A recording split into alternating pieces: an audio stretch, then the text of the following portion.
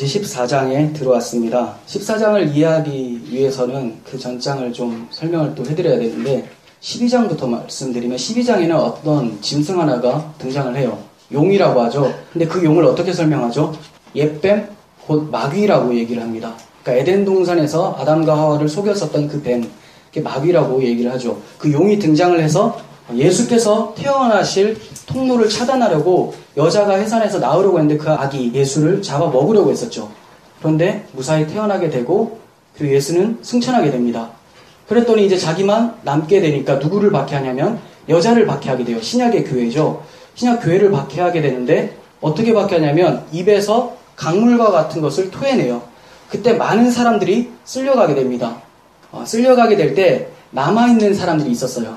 그 자들이 진짜 성도들이죠. 그 토해낸 강물은 바로 거짓 복음과 같은 것. 여기 미혹되지 않고 끝까지 말씀을 지켰던 사람들이 있었다라는 거예요. 그리고 이 사람들과 싸우기 위해서 바다에서 올라오는 짐승, 땅에서 올라오는 짐승들이 서서 전투를 벌입니다. 그게 13장 내용이에요. 바다에서 올라오는 짐승은 적그리스도를 상징을 했었고 땅에서 올라온 짐승은 거짓 선지자를 상징을 했었죠. 둘 다 적그리스도 개념이죠. 결국 이 용과 바다의 짐승, 땅의 짐승은 세 개로 묶어서 악의 삼위일체라고 얘기를 했었어요. 하나님의 삼위일체를 그대로 모방을 해서 마치 예수님의 모습을 하기도 하고 성령님의 모습, 제자들의 기적을 일으키는 모습도 그대로 행하고 있었다는 것을 발견하게 됐었어요. 그리고 이 악의 삼위일체가 자기들이 만든 우상에게 경배하지 않고 자기들이 준 짐승의 표를 받지 않으면 사람들을 죽였던 것을 보게 됐었어요. 그리고 나서 이제 14장의 모습이 등장을 하는 거예요. 14장은 13장과 굉장히 대조되는 모습이 또 펼쳐지는데 13장에서 바다 짐승이 나왔었고 땅의 짐승이 나왔잖아요. 근데 14장에서는 누가 등장하냐면 어린 양이 등장을 합니다. 순결한 어린 양이 등장을 해요. 그리고 13장에서는 짐승의 추종자들이 있었어요. 짐승께 경배하고 표를 받았었던. 그런데 14장에서는 속량함을 받은 14만 4천 참 성도들이 등장을 합니다. 그리고 13장에서는 짐승의 표가 등장을 했었는데 14장에서는 어린 양과 그 아버지의 이름이 이마에 쓰여 있는 성령의 표가 등장을 하게 되는 거죠. 그리고 13장에서는 성도들이 죽임을 당하게 되는데 14장에서는 성도들이 아니라 짐승의 표를 받고 우상 숭배를 했었던 악인들이 심판을 당하게 되는 모습이 나타나요. 13장과 14장, 그러니까 어떤 관점이냐면 13장은 지상의 관점이고 14장은 천상의 관점으로 이해하는 것이 좋아요.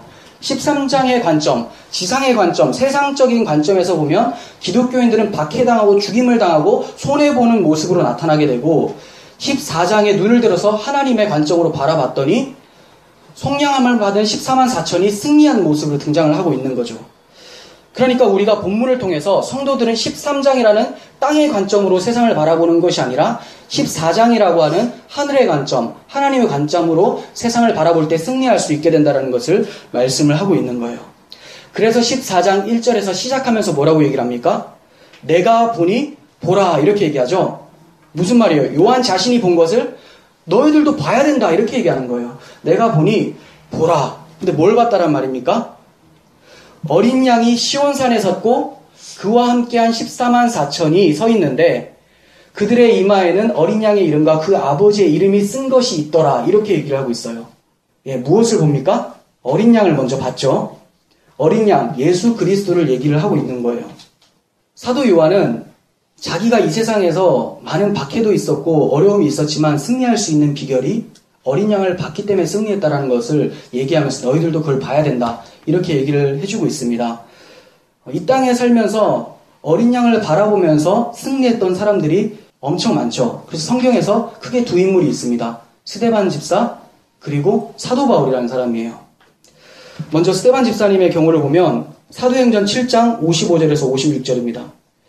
스데반이 성령 충만하여 하늘을 우러러 주목하여 하나님의 영광과 및 예수께서 하나님 우편에 서신 것을 보고 말하되 보라 하늘이 열리고 인자가 하나님 우편에 서신 것을 보노라 한데 스데반 집사도 어린 양 예수 그리스도를 본 거예요.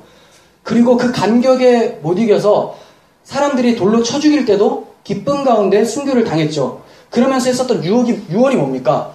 이게 중요해요. 요한도 그렇고 스테반도 그렇고 보라를 외쳤어요. 이두라고 하는 헬라어인데 보라. 보라. 뭘 봐요? 예수께서 서신 것을 보라는 거죠. 그러니까 우리가 승리할 수 있는 것, 죽음 가운데서도 두려워하지 않고 승리할 수 있는 비결은 오직 예수 그리스도를 눈을 들어 바라보는 것이다. 이렇게 말을 하고 있는 거예요. 예수 그리스도를 바라볼 수 있는 것은 성령 충만할 때만 가능해요. 그러니까 스데반 집사를 얘기하면서 스데반이 성령 충만하여 하늘을 바라봤다라고 하죠. 근데 성령 충만하지 않으면 어딜 바라봐요? 땅을 바라보죠. 그랬던 인물이 또 있어요. 유명한 베드로. 베드로가 주님께서 무리를 건너 오라라고 했더니 주님을 바라보고 가는 것이 위를 바라보고 가는 건데 어딜 봅니까? 환경을 보죠. 파도치는 바다를 바라봐요. 그랬더니 쑥 빠져들게 되는 겁니다. 우리가 성령 충만함이란 오직 예수에게 눈을 떼지 않고 십자가 복음을 끊임없이 묵상하면서 내가 어떻게 구원함을 받았나, 그리고 세상은 이렇게 나를 잡아먹으려고 하지만 나는 42달 동안 하나님 품 안에서 양육받고 있다는 것을 기억할 때 그때 승리할 수 있는 거예요.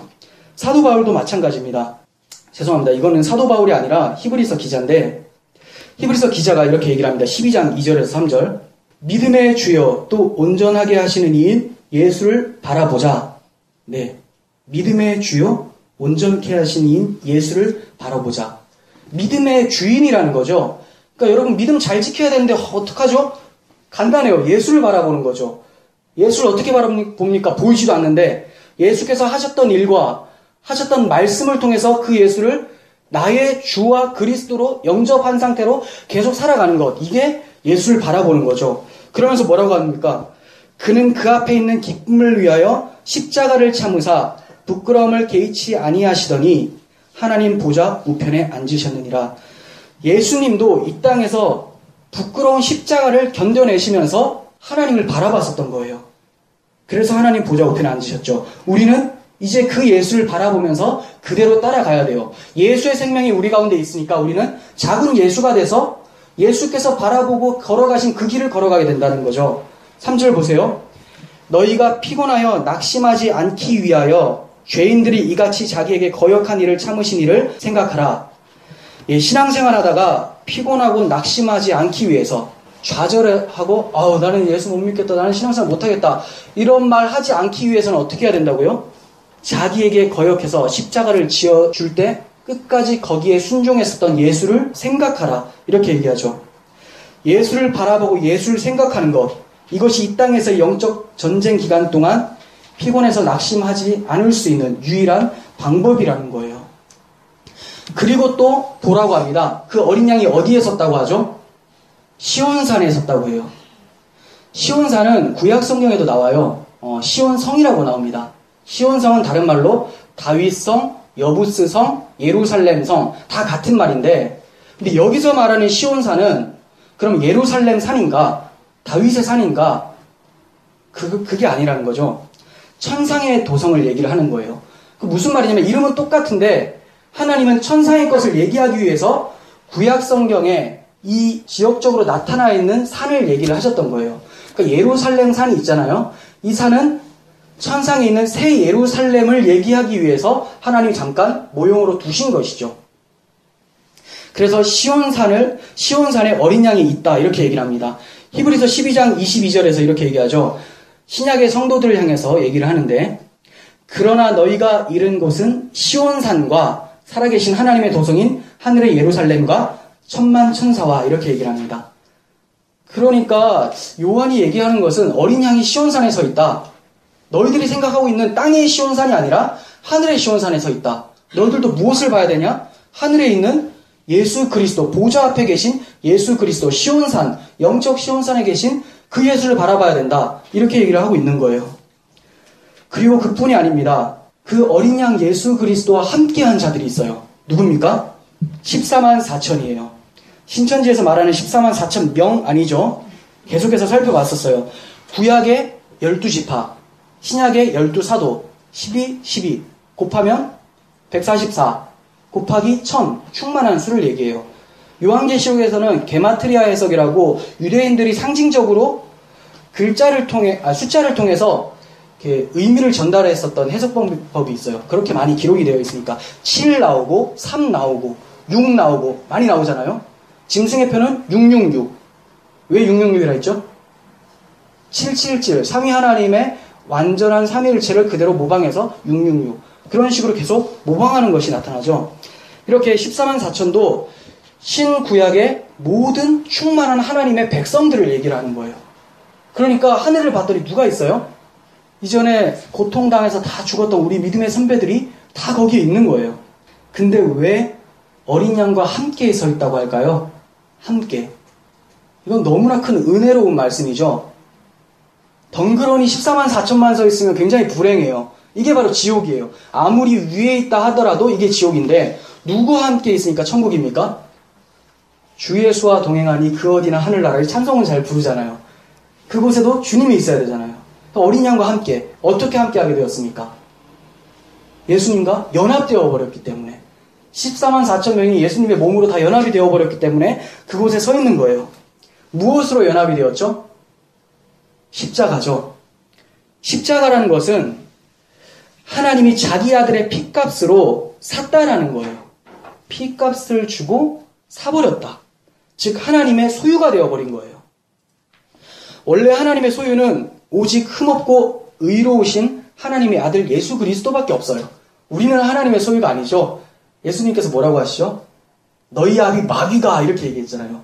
그때 너희는 공중의 권세 잡은 자 마귀를 따랐었다. 이렇게 얘기를 하잖아요. 그러니까 우리는 하나님의 소유가 아니라 마귀의 종살이하고 있었는데 예수님만 하나님의 소유인데 우리를 하나님 소유로 삼으셨대요. 어떻게 가능합니까? 예수 안에 다 집어넣어서 하나님의 아들 삼았다라는 거죠.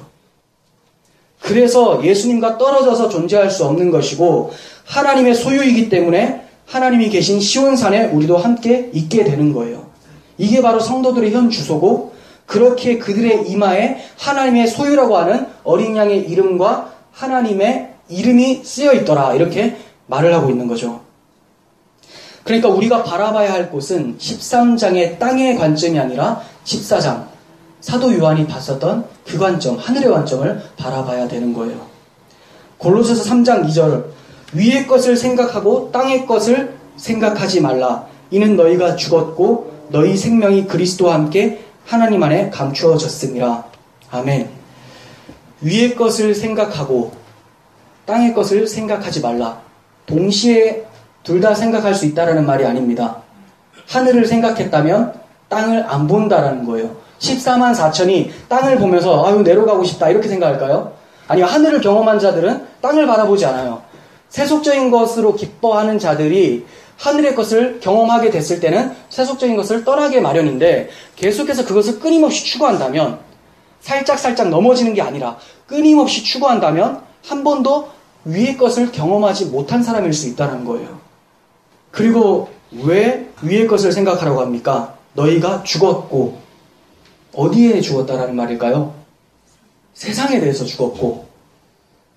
그럼 죽었는데 영원히 죽은 것인가? 세상에 대해서는 완전히 죽었는데 우리 생명이 어디에 담겨 있다고요? 그리스도 안에서 하나님 안에 감추어져 있다. 이렇게 얘기해요. 그러니까 하나님 안에 감추어진 생명을 이 세상에 그 어떠한 것도 빼앗을 수가 없겠죠. 마귀가 아무리 세상의 풍조, 세상의 가치관, 세상 사람들이 다 추구하는 것 이거 막 들이밀면서 야 이거 따라와라. 애들한테 막 사탕 주면서 따라와라 할 때 정말 자기 아버지 어머니의 품을 아는 아이라면 사탕을 따라가지 않겠죠. 그럼 더 이상 아이가 아니겠죠. 아이는 사탕 따라갑니다. 네, 아버지 품을 진짜 아는 자라면 따라가지 않는다는 거죠. 그래서 마귀가 우리의 생명을 해할 수 없다라고 얘기를 하고 있는 거예요. 근데 왜 계시록에서는 그러면 예수를 바라봐라 하면 되는데 어린 양을 보라 이렇게 얘기를 할까요? 예수라고 하면 훨씬 편하잖아요. 왜 어린 양이라고 얘기할까요? 어린 양이라고 단어를 딱 쓸 때는 어린 양의 역할을 강조하기 위해서예요. 어린 양의 역할. 역할은 뭡니까? 어린 양은 제물이죠. 죽는 거예요. 그 역할을 강조하기 위해서 어린 양을 계속 써요. 계시록에서. 대속이라는 거죠. 대속. 6월절에 출애굽 당시 6월절에 어린 양의 피를 통해서 그 피를 바른 이스라엘 집은 하나님의 심판이 넘어가 버렸죠. 그런데 피를 바르지 않았었던 애굽의 집에는 하나님의 심판이 임했어요. 하나님이 이스라엘 집에 심판을 안 하신 게 아니죠. 하셨어요. 근데 대신 어린 양이 죽은 거예요. 하나님의 심판은 모든 세상에 다 임합니다. 우리들에게도 임했어요. 근데 우리가 왜 안 죽습니까? 왜 죽어서 하나님의 심판을 받지 않습니까? 예수께서 받으셨기 때문에. 예수가 받은 것이 내가 받은 것이 되어버렸기 때문에, 교체가 되어버렸기 때문에 우리에게 심판이 넘어갔다. 그래서 6월절이잖아요. 6월이 아니라 6월 넘어가다 패스오버 6월절 넘어간 걸 기념하는 거. 근데 그 넘어가지 않는 사람들이 있어요. 어린 양의 피를 의지하지 않았던 사람들은 다 정면으로 부딪혀서 하나님 부흥을 받게 되죠. 이와 같이 어린 양이라는 표현은 대속의 피를 전제해서 쓰여지고 있는 거예요. 그래서 14만 4천의 참 성도를 설명할 때 앞에 형용사가 붙죠. 속량함을 받은 14만 4천. 속량, 대속이에요. 무엇으로 대속했죠? 어린 양의 피로. 그래서 어린 양과 함께 서 있는 거죠.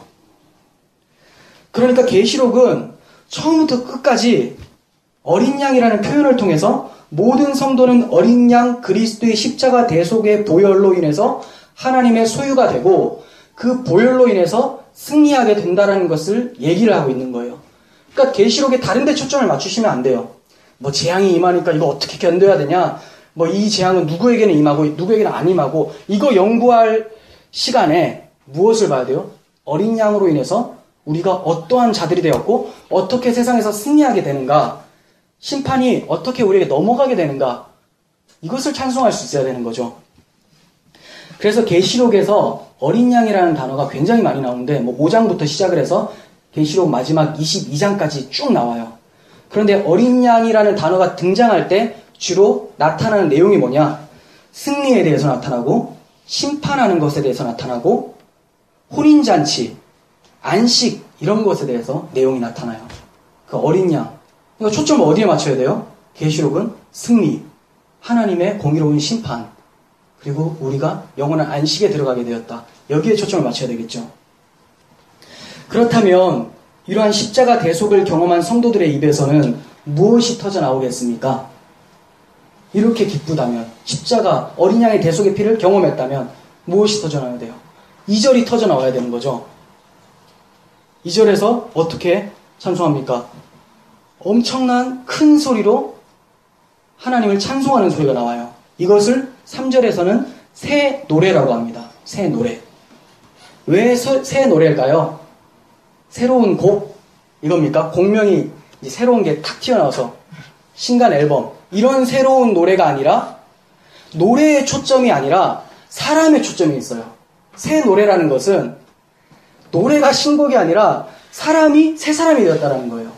새로운 사람이 부르는 노래, 즉 거듭난 자들이 부르는 노래가 새 노래라는 거예요. 이걸 잘 몰랐을 때 저도 예전에 전도사 때는 아니었고요. 청년 때 찬양 인도할 때 새 노래를 합시다 하면서 맨날 신곡에서 권사님들이 굉장히 힘들었었는데, 그런 새 노래가 아니잖아요. 새 노래, 새롭게 거듭난, 내가 너에게 새 영을 주겠다 했잖아요. 그 영으로 노래하는 것, 이게 새 노래인데, 맨날 신곡하니까 권사님들이 항의가 오고, 이 밖에 이정서 목사님이 저한테 말은 못하고 끙끙 앓으시고, 그래서 저쪽 교회에 제가 청년 회장이었으니까 그랬었던 경험이 있었습니다. 자, 왜 새 노래라고요? 새로운 사람들, 성령으로 거듭난 자들이 부르는 노래. 그러니 노래의 내용도 예전과 같을 수가 없겠죠. 새롭게 된 자들이 노래하는 것은 내용도 옛사람의 노래가 아니니까 내용도 달라질 수밖에 없어요. 옛 노래는 무엇을 말합니까? 가인의 후손들이 불렀었던 노래를 말해요. 처음에 악기가 생성된 게 가인의 후손으로부터 출발합니다. 가인의 후손 람에게 둘째 아들 유발이 수금과 퉁소 이런 것들을 만들어서 음악하는 자들의 모든 조상이 되었다. 이렇게 창세기 4장 21절에 나옵니다. 왜 이러한 악기들을 만들고 노래를 할까요? 옛사람의 노래. 왜 할까요? 자기 자신을 위해서 노래하는 거예요. 라멕도 막 사람 죽이고 나서 막 노래하거든요. 자기가 이렇게 힘이 있다라고 하면서 내가 사람을 죽였다. 이렇게 막 자기를 위해서 노래를 합니다.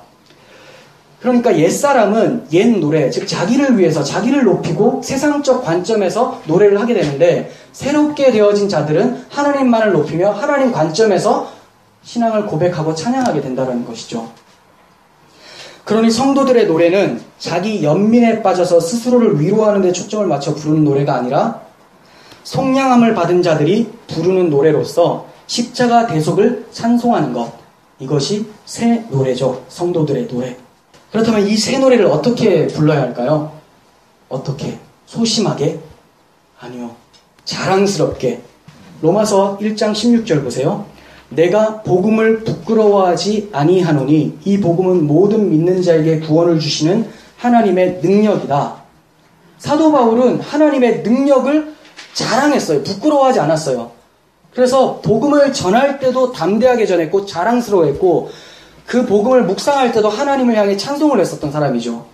또 사도 바울이 갈라디아서 6장 14절에서도 그러나 내게는 우리 주 예수 그리스도 십자가 외에는 결코 자랑할 것이 없다 이렇게 얘기를 합니다. 근데 우리는 십자가를 얼마나 자랑하고 있습니까? 십자가 외에 다른 것을 자랑할 때가 많죠. 내가 이런 것을 했다. 신기하지? 나 새롭게 보이지?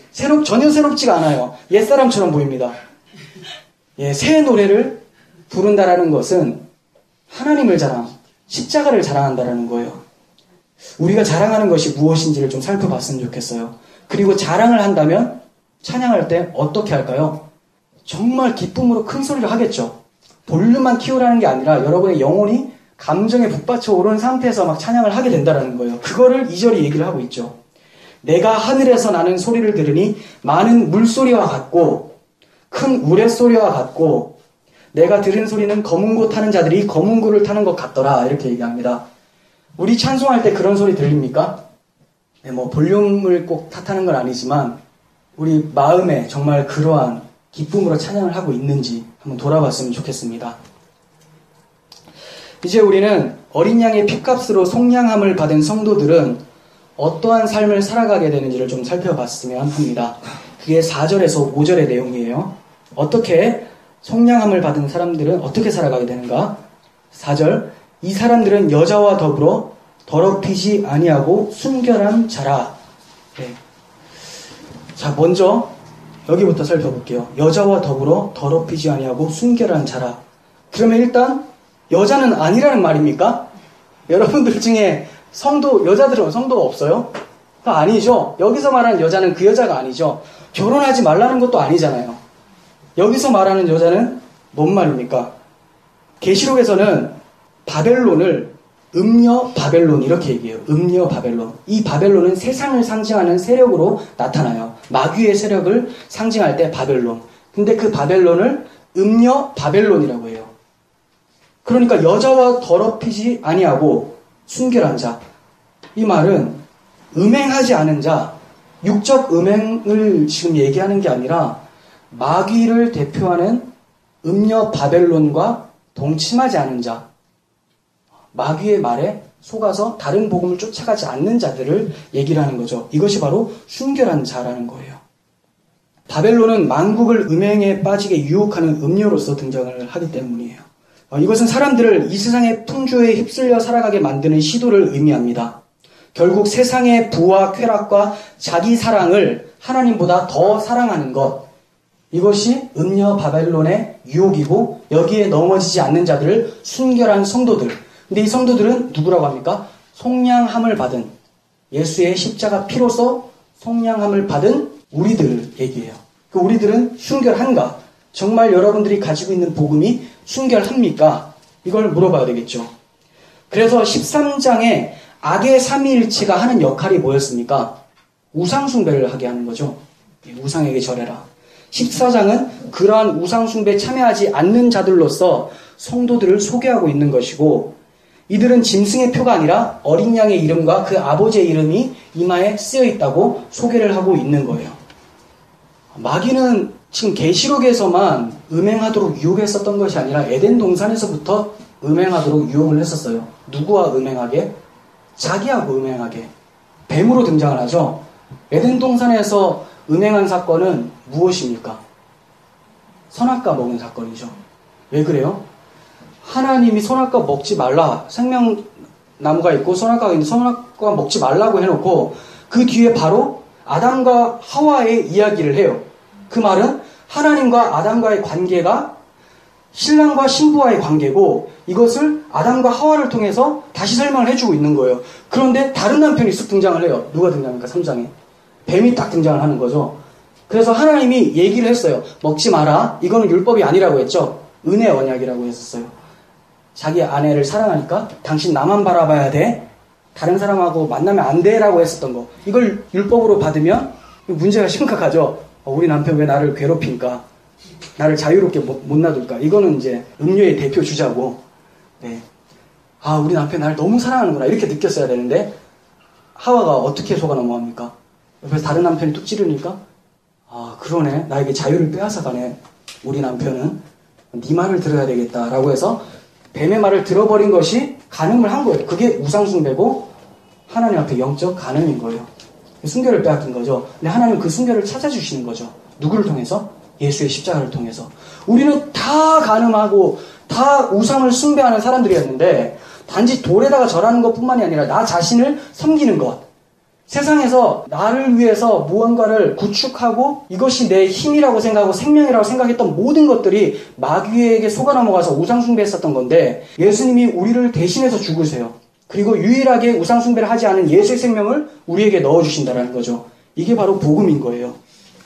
이렇게 바벨론 음녀에게 넘어가지 않는 자, 이게 순결한 자라고 성경은 얘기를 하고 있습니다. 그렇다면 우상숭배가 영적 음행이니까 그럼 육적 음행은 괜찮은 것 아닌가? 이렇게 생각하는 사람들이 없을 것 같습니까? 있어요. 그러니까 육적 음행이 나쁘다는 걸 알지만 성경의 초점은 영적 음행이니까 그래도 육적 음행에 초점을 안 맞추니까 좀 괜찮은 건 아닌가 생각하겠지만 이렇게 한번 생각해 보세요. 왜 하나님이 음행이라는 단어를 가지고 영적 음행을 설명을 할까요? 이게 나쁜 거니까 그만큼 나쁘다라는 것을 너희들이 잘 아니까 이 우상숭배가 이렇다라는 걸 설명하는 건데 그래서 들어서 설명을 하는 건데 그 알맹이는 딱 받아먹고 껍데기 그 육적 음행은 그럼 이건 취해도 된다 이렇게 생각한다라는 것은 참 모순이 있는 거죠. 이 영지주의자들이 이렇게 생각을 해요. 하나님이 복음을 얘기했으면 그 예수를 알면 되는 거지 알기 위해서 이 모든 것을 사용했던 거고 이제부터는 죄를 짓든지 뭐 해든지 아무 상관이 없다. 그릇도 깨끗해야 돼요. 여러분 비빔밥을 드리는데 진짜 맛있게 보이는 그런 사기 그릇에 비싼 그릇에 그려서 주면 맛있게 드시겠죠. 화장실 바닥에다 이렇게 비벼가지고 한 숟갈 이렇게 하면 다 드시겠습니까? 아니죠. 이건 그때부터 비빔밥 요리가 아닌 거예요. 그래서 정말 영적으로 순결한 자들은 육적으로도 순결하기 위해서 노력을 하게 되죠. 노력. 완전하기는 어려워요. 하지만 우리는 끊임없이 하나님의 뜻대로 살아가고자 하는 그 열망이 생기게 되는 거예요. 지상교회는 천상의 완전한 교회를 바라봄으로써 지상에서도 그 삶을 추구하면서 살아가게 되는 겁니다. 그리고 또 뭐라고 합니까? 이 사람들은 어린 양이 어디로 인도하든지 따라가는 자다. 이렇게 성도를 소개하고 있어요. 어린 양을 따라가는 자를 제자라고 하죠. 제자. 주님은 제자들을 부르실 때 자기를 부인하고 자기 십자가를 지고 나를 따르라 이렇게 말씀하셨어요. 근데 이들 뿐입니까? 12사도 뿐이에요. 우리들에게도 우리가 진짜 예수의 십자가 나의 십자가라고 여겨진다면 주님은 오늘도 우리에게 나를 따르라라고 얘기를 하고 계시는 거죠. 그런데 따라간다는 것은 쉽고 편할 때만 따라간다는 말이 아니에요. 어디로 인도하든지 따라가는 자라고 한다고 얘기하죠. 그럼 어디로 인도할까요? 어린 양이. 아까 어린 양이 역할이 뭐라고 했어요? 제물이죠. 죽음의 자리로 인도하는 거예요. 제단으로. 거기도 따라가겠느냐? 예수께서 이 땅에서의 종착지가 어디였어요? 이 땅에서의 종착지. 십자가였죠. 거기까지 따라가겠느냐? 이 얘기죠. 정말 어디로 가든지 따라가는 자들은 예수와 함께 그 십자가를 지고 따라가요. 그런데 사람들이 나는 예수님 다 따라가겠는데 십자가까지는 못 따라가겠다. 순교의 자리까지는 못 따라가겠다 한다면 한 번도 따라가 본 적이 없는 사람이에요. 따라가다가 거기만 안 가는 것이 아니라 처음부터 따라 나선 적이 없어요. 왜 그렇습니까? 주님이 따라오라고 할 때 네가 못 박힐 그 십자가 지고 따라오라고 했거든요. 자기 십자가를 지고 따르라. 그러니까 나는 순교의 자리, 자기 부인의 자리는 서지 않으면서 예수를 계속 잘 섬겨보겠다. 라고 하는 것은 한 번도 주를 따라 나선 적이 없는 사람이라는 거죠.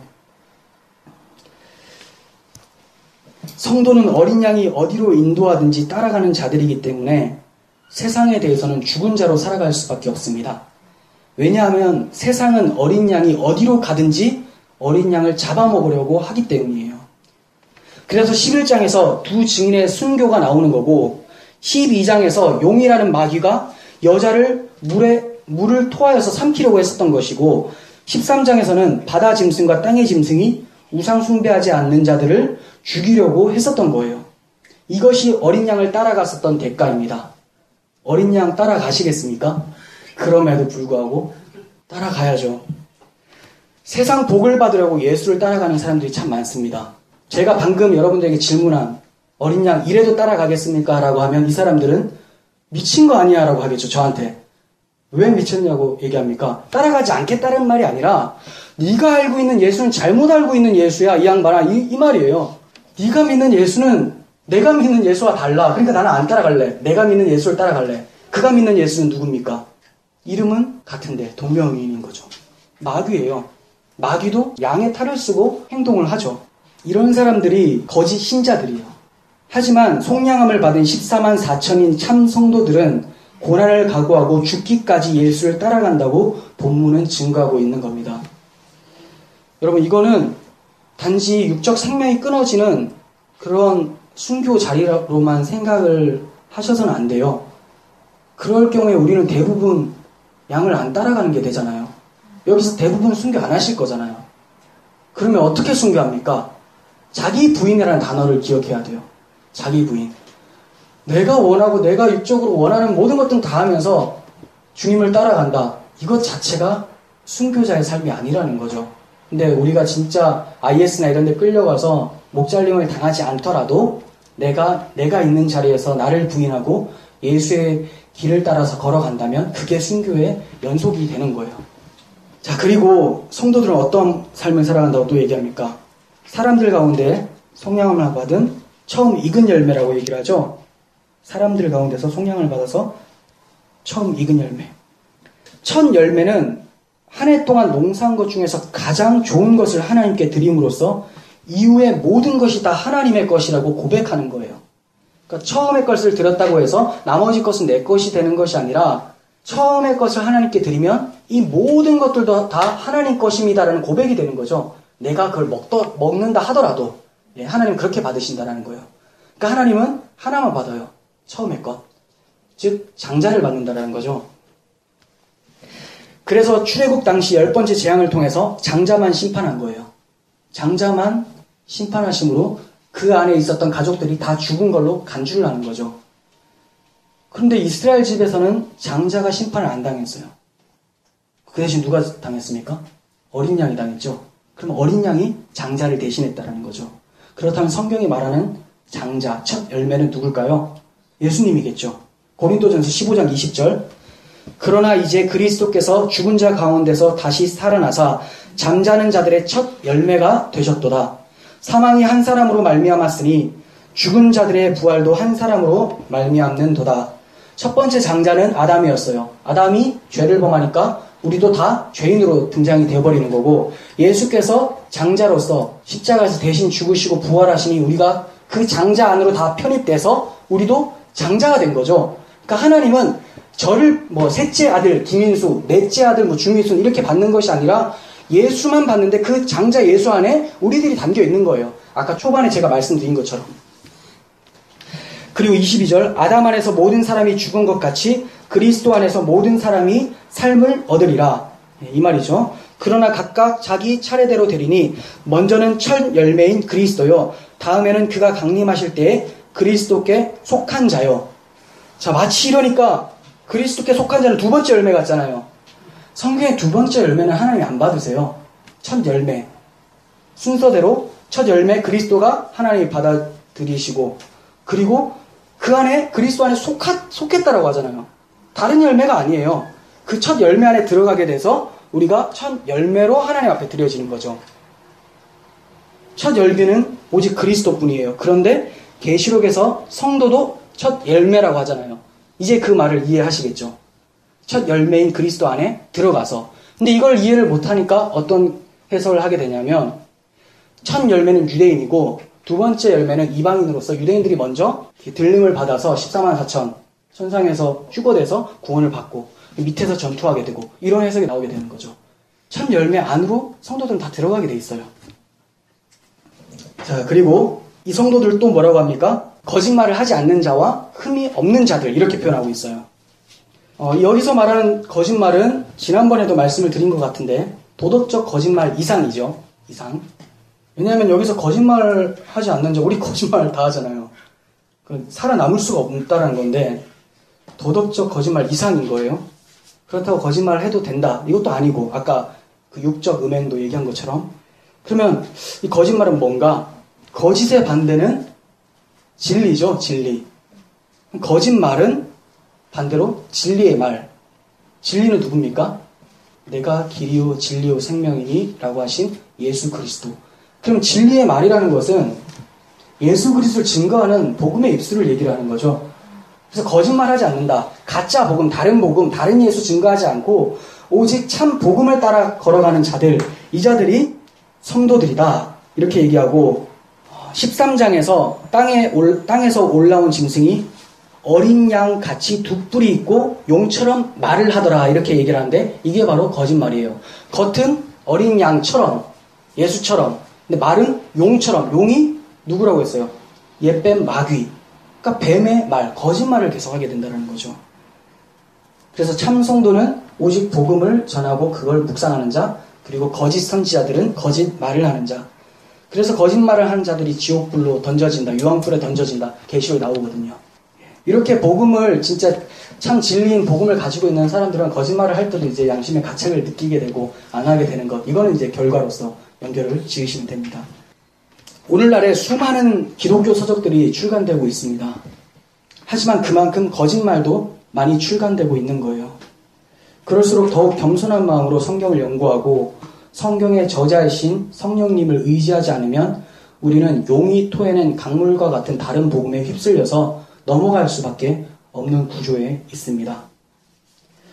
정리하겠습니다. 성도는 주의 순결한 신부로서 오직 하나님만을 섬기고 첫 열매이신 그리스도 안에서 하나님께 드려진 자들이에요. 그 은혜를 알기에 어린 양이 인도하는 대로 어디든지 따라가는 자들이고 거짓이 아닌 진리의 복음을 들고 나아가게 되는 자들입니다. 그리고 자기를 속량하신 어린 양께 새 노래로 영광을 돌리게 되는 자들이에요.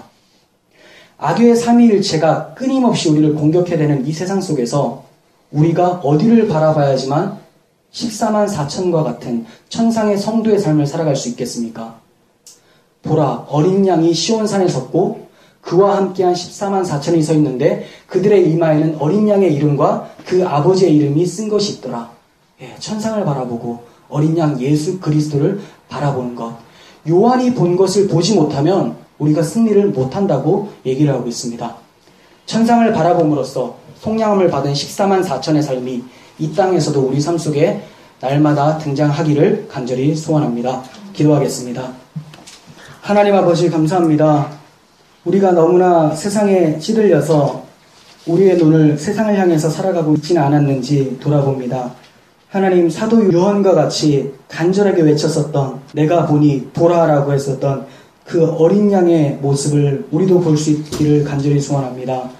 세상에 아무리 우리를 집어삼키려고 해도 우리의 영적 실체는 천상에서 안식을 누리며 어린 양과 동행하는 14만 4천의 모습이라는 걸 기억하고 날마다 주님을 영광스럽게 찬양하며 걸어갈 수 있도록 도와주시옵소서. 예수님의 이름으로 기도합니다. 아멘.